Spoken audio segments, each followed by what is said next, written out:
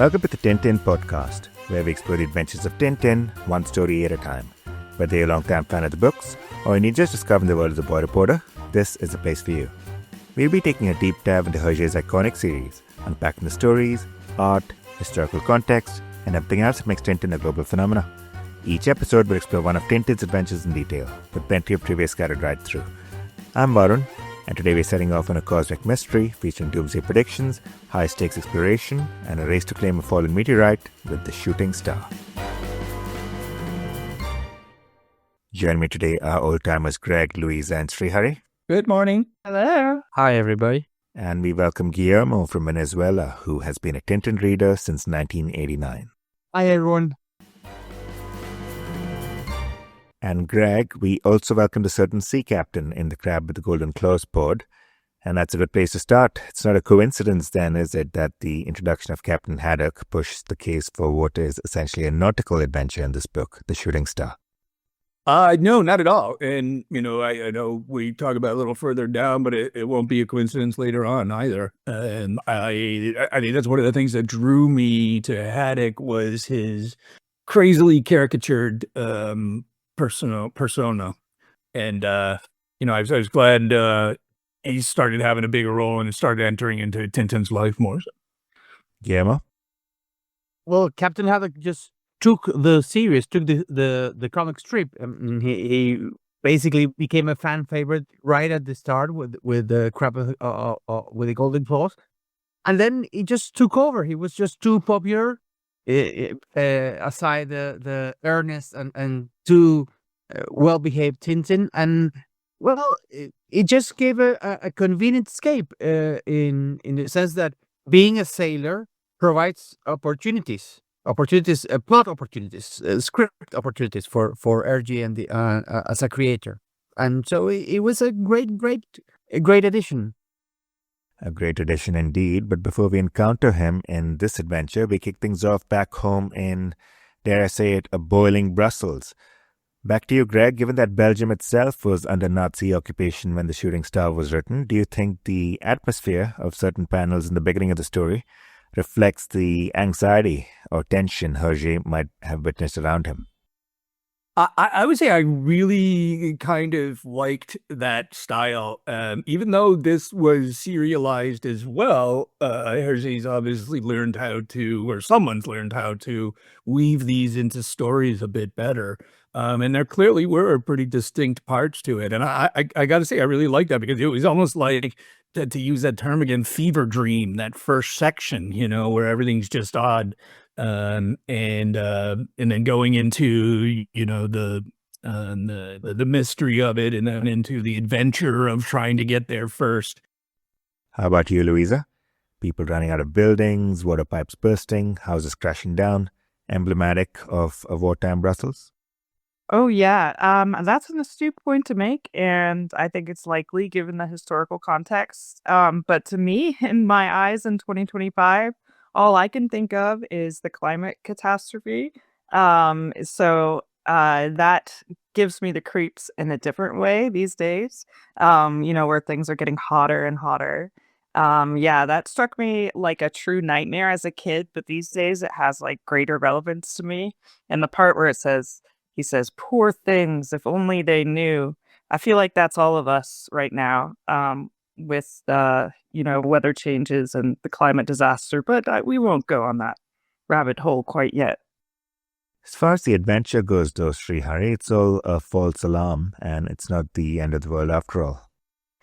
Yeah, it does seem a little odd the way it began. Obviously, I do wish there was a better transition from when Tintin goes to sleep after he visits the observatory, and then he wakes up to a nightmare, and then that is when the so-called end of the world is supposed to occur, but then turns out it's just an earthquake. But yeah, I think later on, if a similar sequence would occur, Hergé would have probably depicted in a way that's better comprehensible, I guess.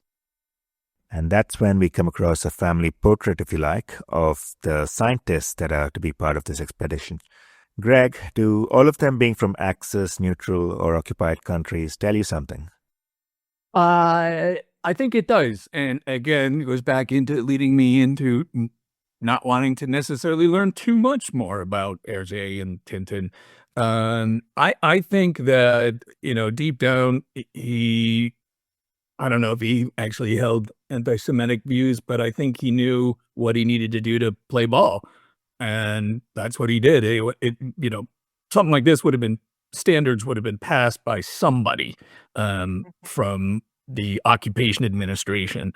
And so, he had to toe the line to a certain extent. But I also think that there is a much more world encompassing view of this one than it typically is with Tintin. Where it's him against this character or that character, whereas here it really does seem as if two sides of the world are lined up against each other. And one side's definitely good and one side's definitely bad. So, but I also think that, that's something Hersey has always relied upon, is a caricature. And I'll go back to a point I made in the beginning of the series, which was that audiences back then weren't as sophisticated, and I don't mean that in a negative sense, but they just didn't have access to the type of information and the vast quantities of information we have now. So, what people knew about, a scientist is what they read in some fantasy novel, or what they knew about a ship's captain was, all they saw on a movie. So I think that that's something that there's really relied upon. And to be honest, I don't mind it, because you're not getting into the personality necessarily of the person, that they're evil.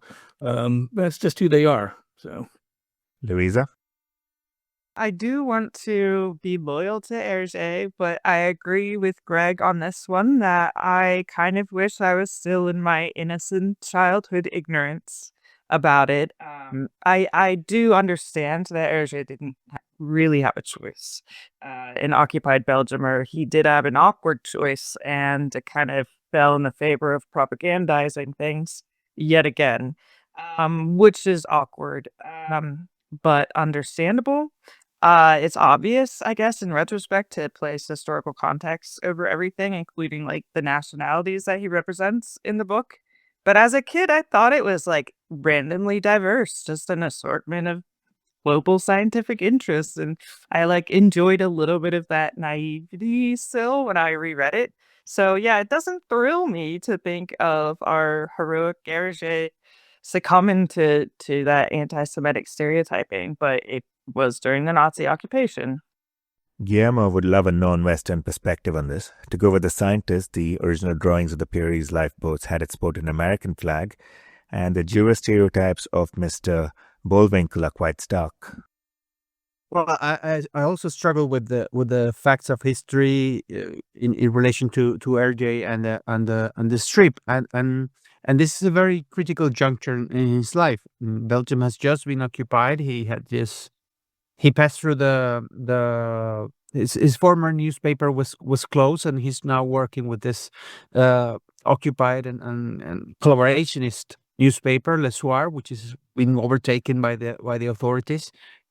And so there's no escaping that this isn't the actual context of the story. Of course, the story itself was pruned of certain things by then, and Hergé himself was admitted years later that had he been informed and had he known about the atrocities that the Germans were doing against the Jews in Eastern Europe, he would not have resorted to these images. So I mean, there was a pang of regret, but also in providing him not only the benefit of the doubt, but of course a matter of good conscience.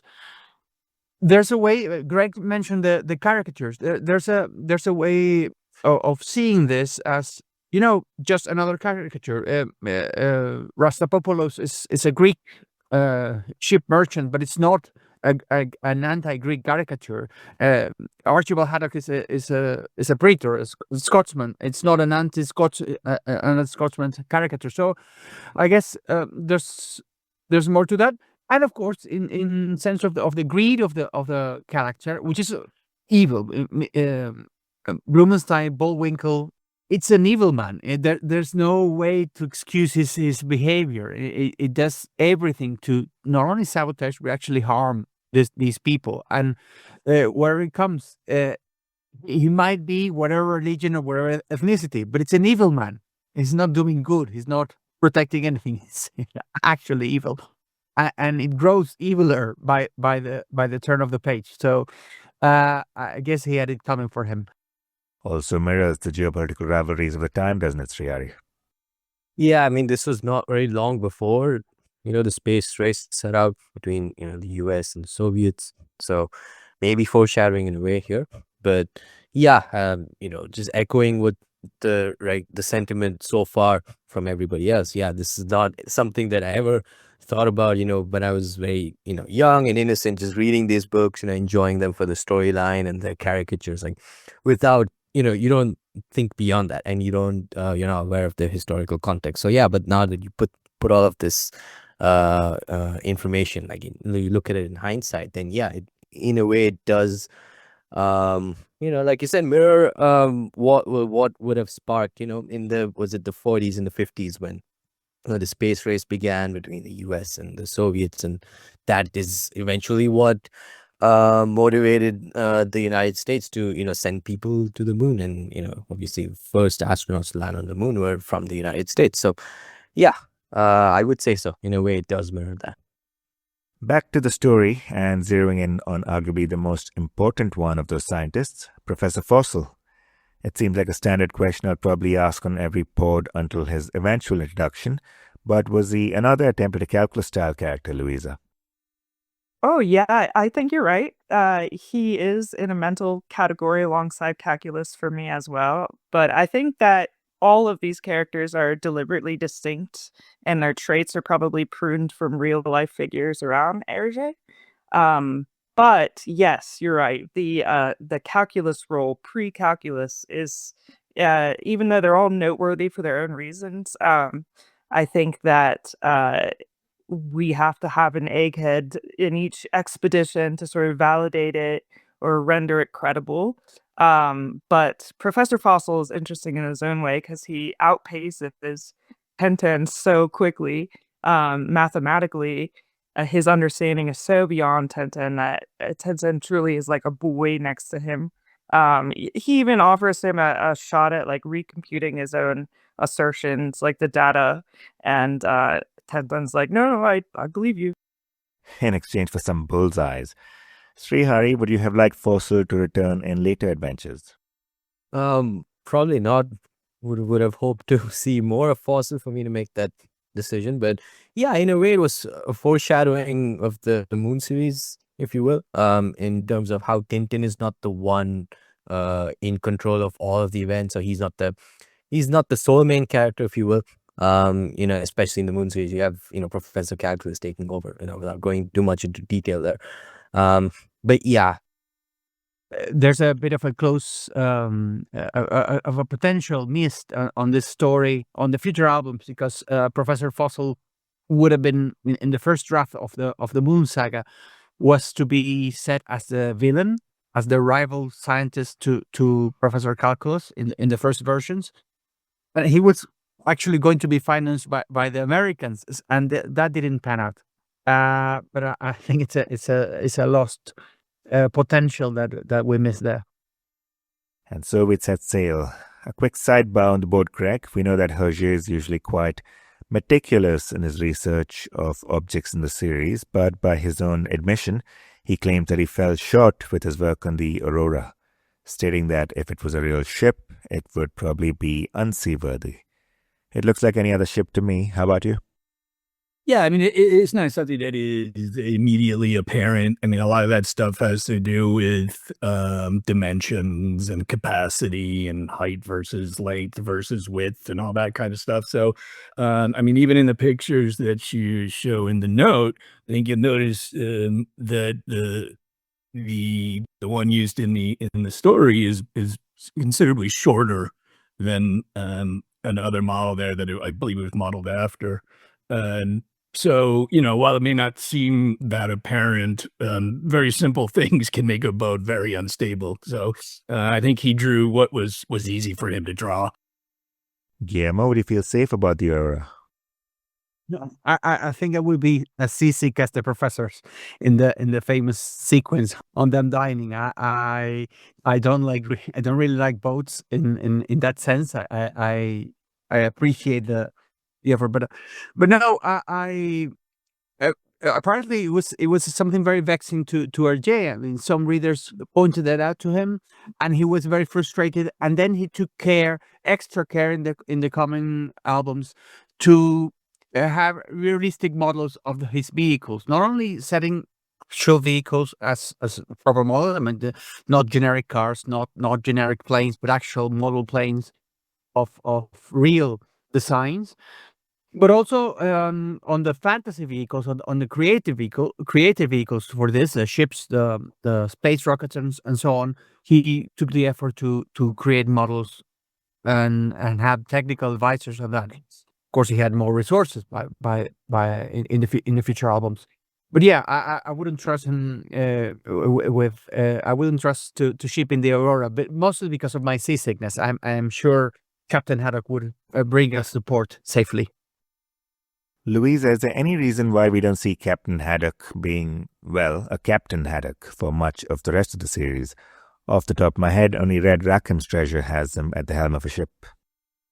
I like to think that Haddock had a varied, a very celebrated long career on the sea before he met Tintin. And personally, I like to think that he realized sticking with Tintin has will eventually makes him fabulously wealthy, but he's also engaged in all these different types of treks around the world, and he even gets the opportunity to go to space, so he eventually can just enjoy his naval career from Marlin Spike in his reminiscing as he like builds little ships and baubles or something, because I think he peaks perfectly at the helm in the issues where he's seen at the helm. And then the rest we can assume is in the past for him, all of that seafaring. And this is like his next phase of life, his retirement phase, perhaps.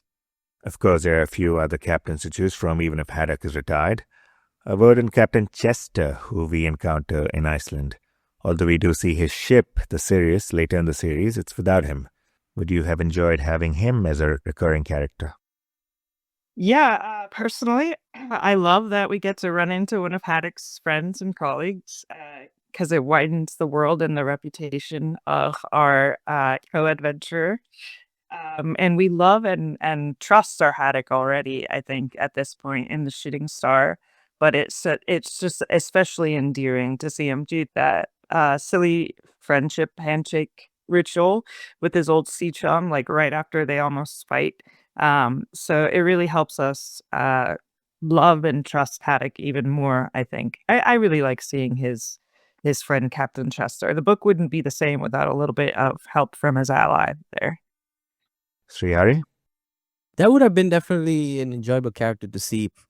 What kind of camaraderie you would have had with, Captain Haddock. Of course, Haddock had a similar relationship with, I mean, not Tintin, but the Thompsons and Calculus. It's the same. Like, he's driven a bit crazy by their, perceived idiocy on one end, and the other end is just someone who's completely hard of hearing. So this would have been something different. Again, not too big a sample size for me to think of what exactly it would be, but yeah, it would have been an interesting addition, a la say Jolyon Wang, or Cuts the Butcher, or any of these characters. So yeah, I think maybe a missed opportunity there in another adventure that involves sea travel. Guillermo, you disagree about a recurring Captain Chester.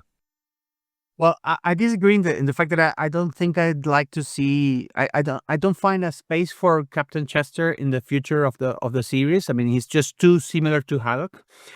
But it's a good character for this story, and for the reason said, and because he actually saves the day. He loyally. I mean, he might get in trouble with his providers, with his suppliers, and of gasoline. There, I mean, it's not.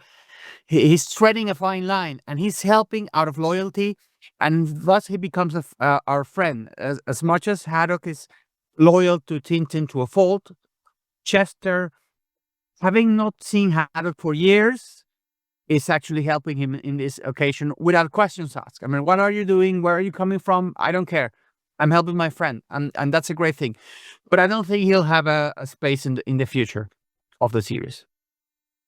Speaking of suppliers, Greg, we had played Match the Following with several characters back in the Broken Ear pod. Do you reckon Golden Oil was a reference to a real company back in the day? Golden Oil, I don't believe it does, no. But at that time period, you had companies. I mean, obviously you had the major players, but you could have had 1,000 different oil shipping companies, that are dealing around with that area. So, I don't know if it did. I'm sorry, I didn't check into that. I believe there's actually an American golden oil company, but I'm not sure it's a major player. It's one of those small gasoline and gas providers in the U.S. Yeah, no, it just, I think you just picked a name, but I guarantee you there probably was a company that's standing in for Golden Oil, or Golden Oil is standing in for them. So, And after tanking up in Iceland, thanks one way or another to Golden Oil, our crew set out to intercept the Peary en route to the meteorite.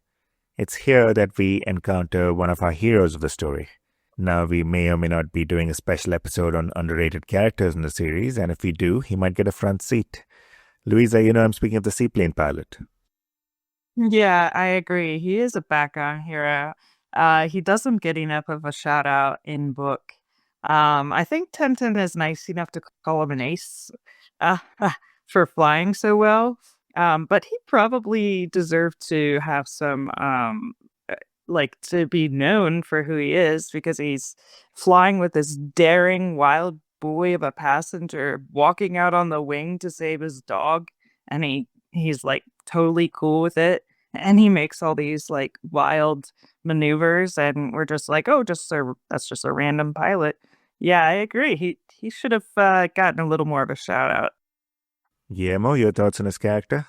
I don't even think we know his name. The unnamed, nameless seaplane pilot who appears in so many pages. Yes, I think it's an able and serious character, and that enables Tintin to pursue his goal of reaching the meteorite, and well, also saves the day. There's so many helpers here, but also I like to make a shout out to the captain of the Peary. I mean, he stops one of his crewmen of shooting on shooting Tintin while he's landing on the meteorite. That's such a decent moment. It's such a short and fleeting moment. It's such a decent moment, and it shows the heart of RJ throughout. I mean, these characters show the decency of man.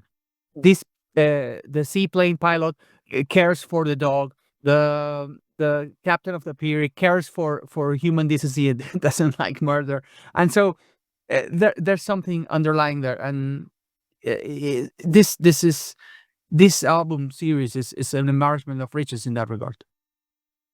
Can I say that I think what Guillermo just brought up is the single most important panel in this entire book. Tintin is not even the hero of this. The rivalry for this freaking flag in the rock and the meteorite, it almost kills Tintin. It almost kills Snowy. And yet Guillermo's absolutely right. It's the captain of the Peary who saves Tintin's life. It's genuine humanity that is the hero. I love how Hergé makes that the point that humanity is what matters here. It's not even Tintin's motives. Ooh, shots fired at Tintin, Louisa. I'm sure our listeners would like to know more of where you're coming from. I will say this Tintin in The Shooting Star is probably one of my least favorites. He's like really competitive, kind of bro-y, like plane surfing, spider fearing. I like the part where he saves Snowy, like grabbing that slippery little nub that's going overboard. That's the only part where I think he's really good in this book. I think he's like kind of strangely histrionic. I don't know, but in my headcanon, it makes more sense that it's all flawed at the outset and a little bit like Nazi imbued. I don't know. Yeah, I'm gonna say I feel a little bit happier about the shooting star being less than my favorite Tintin. I take it you're not a fan of the ending of the adventure either. Not really. I mean, it's not the most satisfying ending, but I do respect the brevity after the goal of the mission has been achieved. It is understandable. As a kid, and I guess still as an adult, I am frustrated.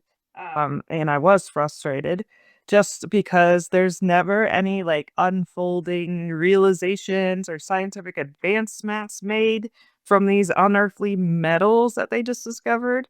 When he saves that chunk of meteorite, he goes back for it. He almost martyrs himself for science just to get that chunk of meteorite to be tested because it contains novel metals, and that's it.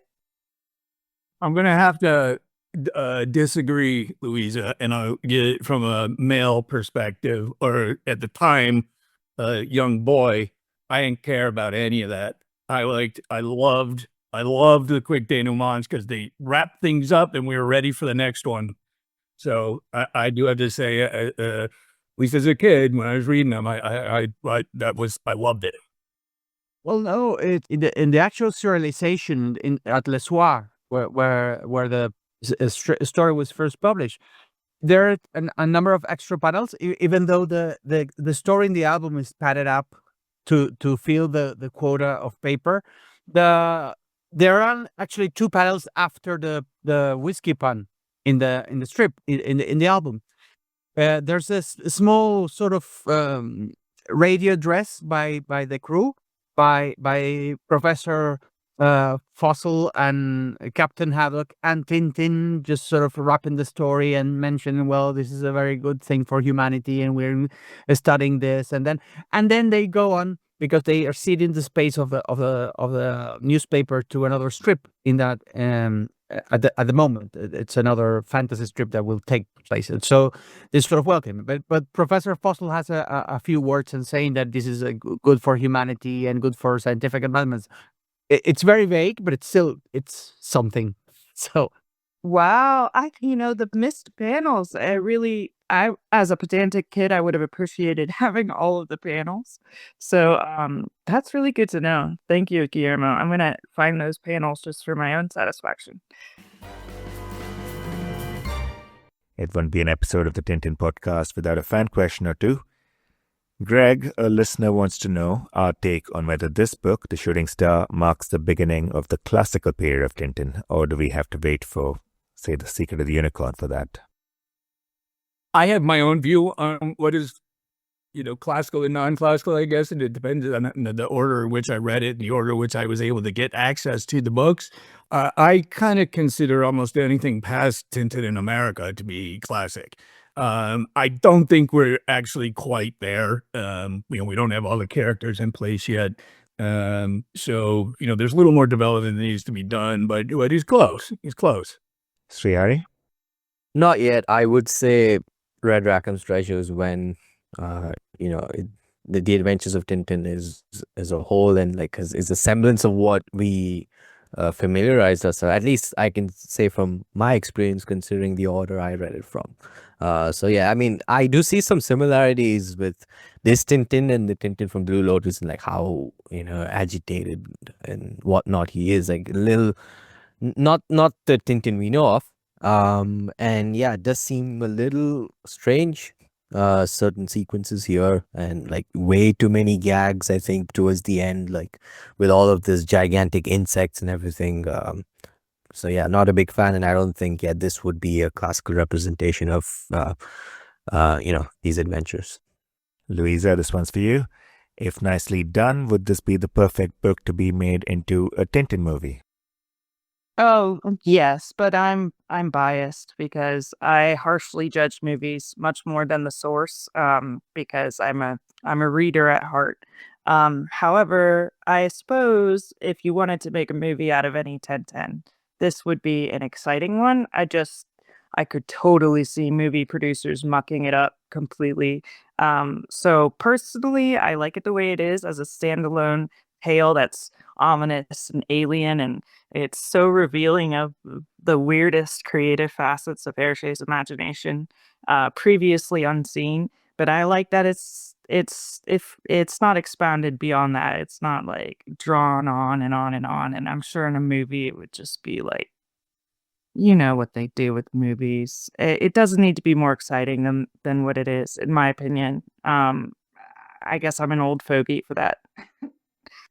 There is a movie made by Belavision on Shooting Stars, like an hour long or so. Of course, there instead of Professor Phostle, it's Professor Calculus. And it is largely true to the book in terms of the story, which isn't the case with the other Belavision movies or adaptations of the Tintin adventures. And of course, the one by Leaps and I think they're the best adaptations, in my opinion, of all of the adventures. I do wish, but then some of them, like the Red Dragon's Treasure and Shooting Star, they are just 20 minutes long. So just wanted to add that. Greg, it's time for your rating. Well, I've been going back and forth on this one because I'm trying to figure, it's everybody else has been providing their version, so I'm not going to get too wrapped around it, but I'm going to give this a 7.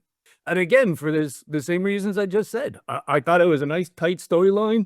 If you ignore the historical realities of things, which I think you need to do at times. But it's a nice, tight story. It's a great adventure. Turns into a race for the finish, and good triumphs in the end. So That's only our second 7 on 7. I simply have to ask for Louisa's reaction to that. Well, I mean, I was the one who gave another 7 earlier about Audicus Scepter, which I consider a 7. That was the rating I gave. So to hear Greg give the Shooting Star a 7, I love that because everybody has a different opinion, obviously. And I like how Greg said, well, I was a boy, so I really liked it, which is funny. And it is not my cup of tea, but I'm really glad that the mushrooms and the spiders are somebody's ultimate cup of tea. That's great. And Greg, you still have the last word. My last word is going to go to one of the first notes I took, which was, the seaplane, he's important. The pilot is important, but none of this would have gotten anywhere without Snowy peeing on that thing of dynamite. So, I mean, he's right there. And then another favorite part of the thing, it's silly, but when he has his little outfit on, and he's prancing, and he's so happy with it. That I totally remember that from reading that the first time too. So for me, Snowy was one of the standouts in this episode. Yep, we wouldn't have wrapped up without Snowy. Nevertheless, that concludes our journey through the Shooting Star. This adventure saw Tintin racing against time in a high-stakes quest for a fallen meteorite, all set against an eerie, almost surreal backdrop. Next up, we're diving into one of Tintin's most celebrated mysteries with the secret of the unicorn. Get ready for hidden clues, daring thefts, and the beginning of an adventure that'll take Tintin to the silver screen. Thanks for tuning in, and don't forget to like, share, and subscribe as we continue our journey with the Tintin podcast.